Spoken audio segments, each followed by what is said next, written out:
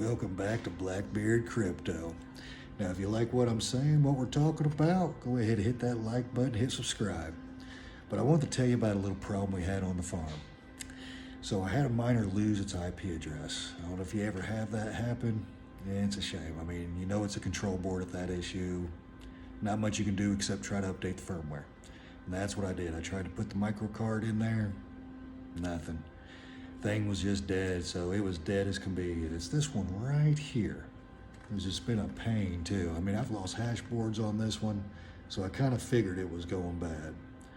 And if you ever lose a hash board on one of these, you can always start playing with the power lines, flipping them around from one over here, put it over here, to see if the hash board moves, because it should move, you know, with the signal being sent to the control board.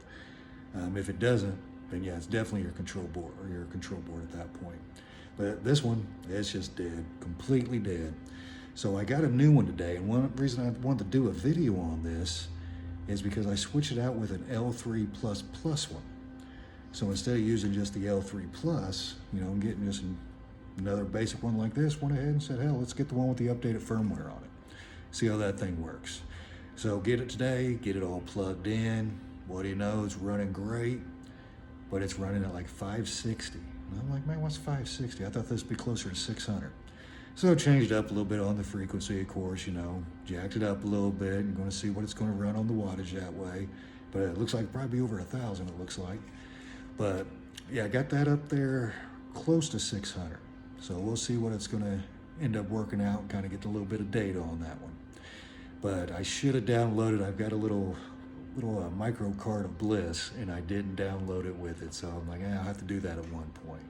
But I might do a video on that just so you guys can see exactly how you do it. It's very, very simple. It's just a little card slot. You just pull it out, man, slide it right on in. It takes you like 2 seconds. Most people just don't know where it's at, but it's right on the control board. A couple little springs on the side, you can pull it out a little bit, and you'll see that slot right there if you ever need to update your firmware. It's about the best way to do it. But I wanted to give you an update, let you know that I did know the fans were interchangeable on the L3s, the plus and the plus pluses. So now I know the control boards are, so there must not be much of a difference with the hash boards. Didn't think there would be, with them being so similar, but working out relatively well right now. So at least one problem solved. But anybody that's mining out there, you know, it's always one problem after another. Well, I hope you guys have a great holiday season, and Merry Christmas to everybody. You guys have a great day.